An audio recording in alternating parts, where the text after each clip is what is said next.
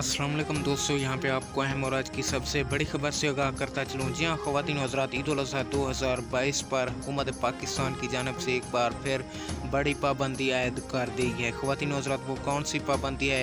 ईद उल अज़हा 2022 सबसे बड़ी ईद पर आज की इस वीडियो में आपको मुकम्मल तर तफसीलात से आगाह करूँगा, इसलिए आपने हमेशा की तरह इस वीडियो को आखिर तक लाजमी देखते रहना है।